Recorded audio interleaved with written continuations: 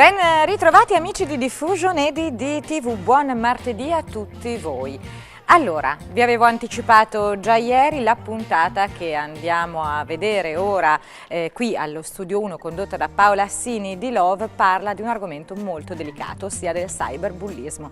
Anzi, vi dirò di più, per introdurre questo argomento Paola e i suoi ospiti vedranno un estratto di un film uscito non da tantissimo, è Cyberbully. Vedetelo con noi e poi seguite Paola.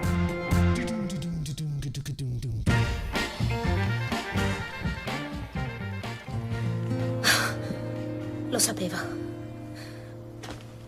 Mia cugina è andata sul profilo di James per vedere se lo conosce e mi ha detto che quel tipo non va alla Ridgeway. Può darsi che non l'abbia mai visto. Ci sono 300 persone in tutta la scuola, lo conoscerebbe se andasse là. Allora cos'è, un fake? Beh, da quello che ha scritto direi proprio che è un fake.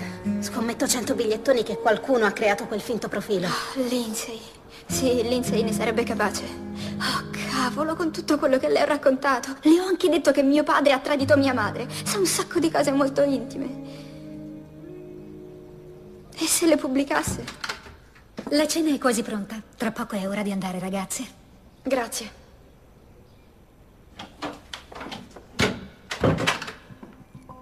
No, non voglio dirglielo. No, ho appena riavuto il mio PC.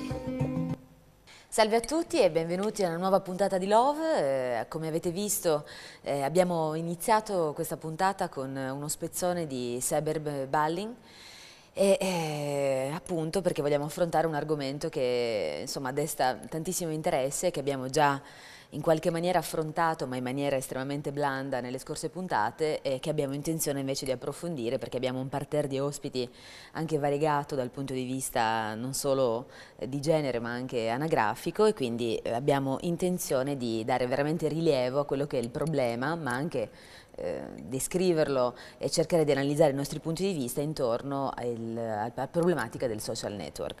A questo proposito il dottor Emilio Gerboni ci aiuterà anche perché insomma diventa un argomento assolutamente attuale, quindi grazie per essere qua Emilio e intanto presentiamo anche i nostri ospiti così possiamo iniziare il dibattito. Prima volevo dire qualcosa rispetto al filmato, che ovviamente noi non parleremo solo di cyberbullismo, che certo. Sarebbe un po' una sorta di bullismo fatto online, è uno dei tanti aspetti che caratterizza i social network, ma anche dire che questo film è stato anche ispirato da eventi reali, come il suicidio di una ragazzina che appunto attraverso un profilo finto di una persona era stata adescata, poi derisa, una ragazzina fragile ovviamente dal punto di vista psicologico, da cui poi sono nati tutta una serie di atti giuridici per tutelare internet, mentre prima era proprio una giungla, questo in America. Per cui vediamo come i problemi sono veramente seri. Assolutamente. Quello a cui si può arrivare. Anche perché questo in realtà è l'apice. Facebook non è poi così sicuro. Qualche tempo fa mi pare quando c'è stato il cambio del profilo della home page, insomma, c'è stato un momento in cui tutto quello che si vedeva nello screen a un certo punto ha subito delle modifiche e paradossalmente dei messaggi privati apparivano come status. Se tu andavi a vedere la cronologia dei tuoi precedenti mesi ti apparivano dei messaggi che tu avevi scritto a qualcuno in posta privata. Quindi evidentemente tutto questo controllo non c'è. Non è poi così sicuro e questo crea ovviamente una serie di problematiche che non sempre vengono riconosciute immediatamente ma che poi possono creare nell'estremo dei casi anche un problema del genere. Intanto presentiamo i nostri ospiti. Buonasera, sono Dario Cirrone, presidente Ansabio dell'associazione che porta il sorriso in ospedale, che si occupa della Star Therapy, quindi importante Facebook per le nostre associazioni, sposato, padre di 3 figli e sono qua per affrontare questo argomento. Grazie Dario, benvenuto. Salve, sono Alessandro Richini, Ale, ho 31 anni e sono papà di una bambina di 6. Ciao Alessandro, benvenuto. Buonasera, sono Sofia, La mia passione è truccare, è sempre stata la mia passione di essere una truccatrice e sono qui ad affrontare questo discorso del social network. Tu sei più giovane, Sofia? Sì, ho 20 anni. Hai 20 anni, quindi sei nel pieno del Della marasma, gioventù. esatto, e del marasma dei social network. Grazie. Salve a tutti, io sono Marco, ho 22 anni, sono il nipote di Dario. Perfetto. Mi ritrovo a Bologna perché faccio il 4º anno di giurisprudenza. Quando posso do una mano ad Ansabio. Sono lieto di trovarmi qui a parlare di questo argomento che mi interessa particolarmente con voi. Grazie. Salve a tutti, sono Davis, 33 anni, sono capocantiere in una ditta di muratori e a tempo perso come passione faccio il vigile del fuoco. E niente, anch'io sono qui per affrontare il problema dei social network. E sentiamo che cosa ne verrà fuori. Buonasera, sono Melania, ho 42 anni e sono qui come mamma. Ho 2 bimbi di 6 e 10 anni. Quindi può essere particolarmente interessante. Esatto, il tema per mi te. sta molto a cuore. Bene, grazie. Allora Emilio. Come abbiamo visto siamo partiti con un aspetto problematico, ovviamente i social network non sono solo problematici ma portano anche tante opportunità. Sentiamo un po' cosa ne pensano i ragazzi, i nostri carissimi persone che sono pervenute qui. Allora, chi ha da dire qualcosa su questo, cioè sul fatto che se sono più le opportunità o gli svantaggi di rapportarsi con dei social network? Inizio io, visto che ho il microfono in mano. Prego Dario. Allora, per me il computer, naturalmente che lo uso moltissimo, è una grande opportunità. Un'opportunità perché non lo uso assolutamente per dei rapporti di amicizia, ma quanto lo uso come strumento di comunicazione, per avere un feedback immediato. A me, come presidente di un'associazione Onlus, devo dire che mi ha dato tante opportunità. Noi tutti i sabati andiamo in corsia a portare giochi, quindi è un fattore serio di quello che facciamo noi come associazione, quindi difficilmente mi trovo ad affrontare nella nostra pagina di Ansabio o anche nella mia, perché ho anche la mia pagina con 2700 amici. Tra l'altro non a tutti conosco, perché io oggi, essendo anche presidente di un'associazione, vi dico la verità che io do l'amicizia lì dove vedo degli amici in comune, do l'amicizia a tutti. Come lo affronto? Io sono sempre in offline, quindi difficilmente mi trovo a comunicare con la persona, ciao come stai, sì bene grazie, tu chi sei, non che so, o io che mi metto a raccontare. Naturalmente, come tutte le tecnologie nuove, ci sono i rischi, ma come in tutte le cose ci sono i rischi. Bisogna vedere come tu affronti e come tu diciamo, usi questo strumento. Io devo dire, forse anche per l'età che ho, non ho visto mai una minaccia su Facebook. Quando vedo una persona, mi sono trovato che tra i miei amici avevo una persona che metteva dei video, direi abbastanza stupidotti, così video un po' erotici, pornografici, così. Non ho fatto altro che toglierlo dal mio gruppo degli amici e quindi alla fine mi ritrovo di nuovo ad affrontare un'opportunità, perché per me per adesso è così. Il problema è anche questo, Facebook pare sia un po' un luogo di commercio, cioè io mi ritrovo insomma la pagina invasa da link, da cose, da nuovi negozi che aprono, cioè tutti sembrano autorizzati a non rispettare quella che in realtà è una pagina privata.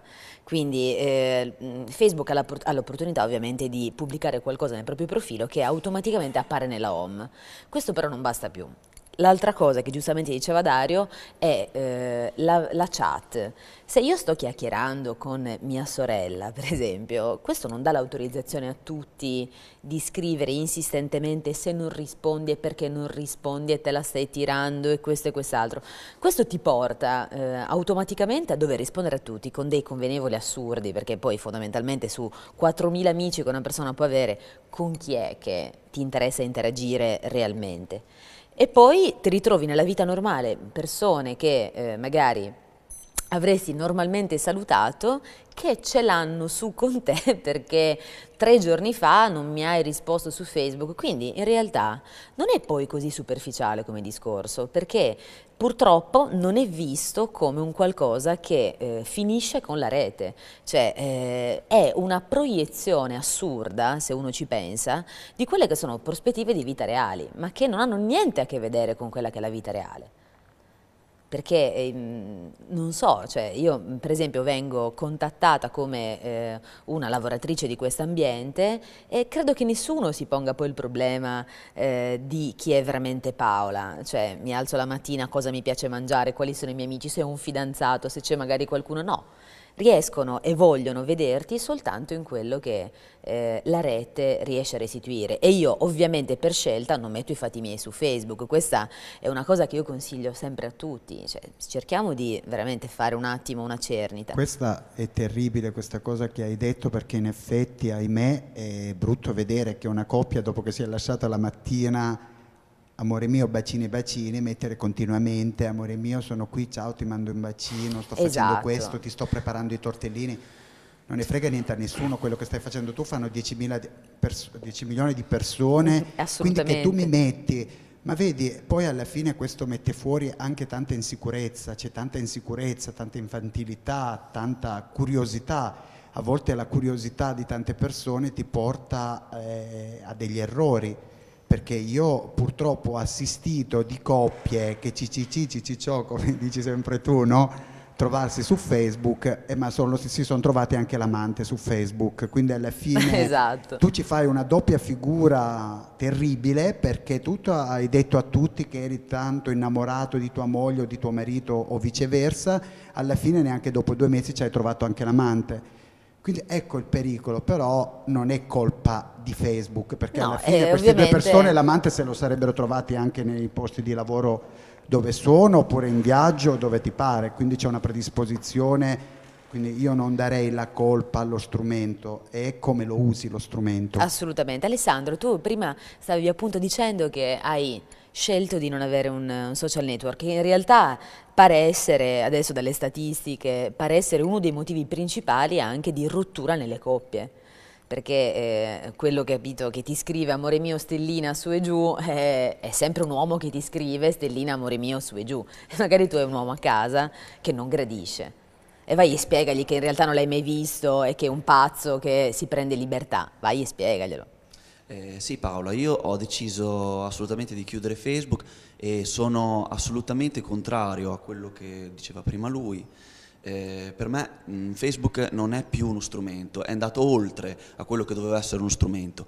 Internet già da tanti anni ci aveva insegnato che tramite i forum, tramite i siti, i blog, poteva essere informazione, poteva essere conoscenza ed era utile. Adesso praticamente abbiamo cercato con Facebook, cioè stiamo cercando con Facebook di trasformare le nostre emozioni in bit, e questo non è possibile. Io ho tolto Facebook perché per un fatto di privacy.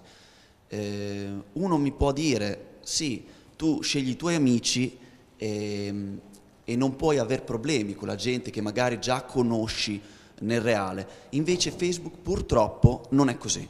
Facebook, dentro Facebook ci sono tantissimi gruppi che addirittura sono finanziati e che vanno a fare vari problemi, cioè ci sono quelli pro un argomento e quelli contro, e loro si prodigano per fare dello stalking. Quindi non esiste su Facebook solo lo stalking del pedofilo contro la ragazzina. Su Facebook esiste anche lo stalking, quello che potremmo chiamare lo stalking politico.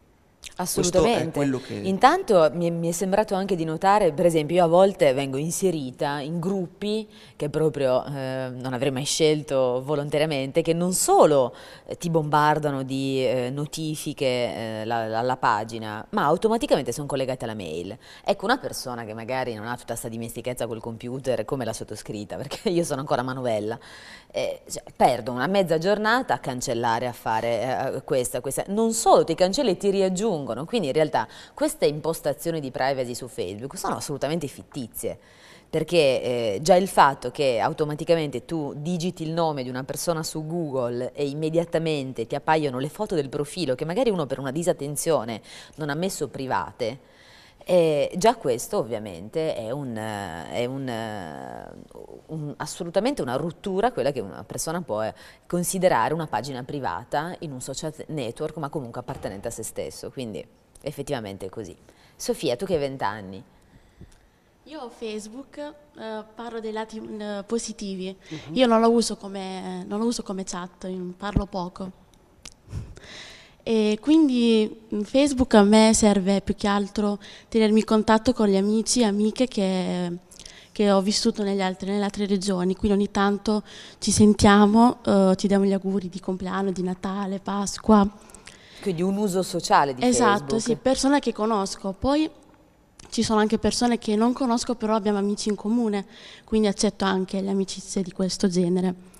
Poi Facebook lo uso anche per pubblicizzare il mio blog, il mio sito YouTube, quindi è cioè, per me serve più che altro farmi conoscere. Una vetrina. Sì, esatto. Poi ogni tanto, che so, pubblico se ci sono delle serate in discoteca, quindi serve a far conoscere e a organizzare delle serate per conoscere nuove persone oppure amici in comune. Cioè, nasce come social network, il problema è che da sociale diventa estremamente invasione della privacy a volte.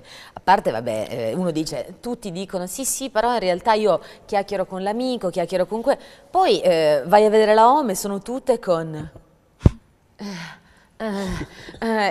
quello che si vede, allora io dico, effettivamente tutta sta gioia di scrivere come stai, come non stai, l'amico d'infanzia che si è trasferito in Burundi, e in realtà a me pare un po' invece, sai che c'è, che faccio vedere a 4.500 amici, tra virgolette, di cui ne conosco 20, quanto sono figa. Cioè io, a me capita di notare questo, soprattutto quando ho appunto amiche, o anche amici, per carità, vicine alla tua età. Cioè questo volersi far vedere, ti stai truccando e schiacci, clicchi con la foto, e ti stai comprando le scarpe nuove, ecco le mie scarpe, ma io dico, ma chi se ne frega? Cioè, però c'è da dire una cosa, che Facebook bisogna saperlo gestirlo, tipo io ho tante foto, però molte foto sono private, cioè nessuno le vede, oppure decido io chi farle vedere e chi non farle vedere. Io sono molto pratica, quindi su Facebook per l'impostazione sto studiato, quindi molte cose io decido, tipo se io scrivo una cosa privata, io so chi lo deve vedere e chi non deve vedere, in 1000 amici che ho, per dire. Però a me è capitato, per esempio, cose negative a me non mi sono successe. No, ma per carità, certo, perché uno deve stare anche un attimo attento a come funziona. Però mi è capitato, per esempio, quando ho iniziato a insegnare all'università, di ovviamente dover mettere un profilo più privato rispetto a quello che avevo prima, perché i miei allievi non è che possono star lì a vedere giustamente. E mi sono resa conto che nonostante abbia impostato delle privacy un attimo più forti, effettivamente determinate cose erano pubbliche lo stesso, quindi io non sono poi così convinta che ci sia questo blocco totale. Secondo me alla radice bisognerebbe cercare di non mettere tutto quello che ci salta in testa con l'illusione, esatto, che l'illusione che non si veda. Però nelle foto private che ho messo, che molte persone non vedono, dico, ma per caso hai visto quella foto? Lo chiedo, no, non c'è, quindi... Io mi sono accettata. Io non mi fiderei così tanto. Poi non è che pubblico ogni cosa. No, certo, io non è che sto parlando. C'è sempre un limite, cioè non bisogna sempre esagerare, perché se uno esagera comunque c'è sempre un difetto. No, io adesso vi cito soltanto un esempio di questa ragazzina che è venuta per altri motivi a casa per delle consulenze, disperata perché in un momento, quello che appunto vi accennavo prima, in un momento di grande empatia con questo mezzo sconosciuto, ma anche può capitare ai ragazzi anche con persone che conosciamo, quindi di inviare delle foto un attimo più particolari, fatte magari in un momento, dai fatti una foto, dai fammi vedere sulla posta privata, quindi sulla messaggistica privata, e poi tac, condividi, home. Quindi bisogna stare veramente molto attenti anche ad essere certi e certissimi della persona che abbiamo davanti, seppure schermata, perché è un computer, cioè non la puoi toccare. Quindi questo è, secondo me, la più forte forma di protezione da quello che non solo, giustamente come diceva Dario, è uno strumento che può avere dei lati positivi, ma come diceva anche Alessandro, può diventare dilagante. Marco. Beh, io dico, cioè io penso che Facebook sia il prodotto, il risultato finale di quello che è la società oggi. Cioè, perché pubblichiamo così tante cose? Perché siamo tutti iscritti su Facebook? Perché forse quando ci mettono il mi piace è per noi autostima, perché cercare di scrivere quella cosa lì che potrebbe prendere 100 o 200 mi piace forse ci realizza. Poi come siamo messi. Cioè, come siamo messi, infatti. Come siamo messi.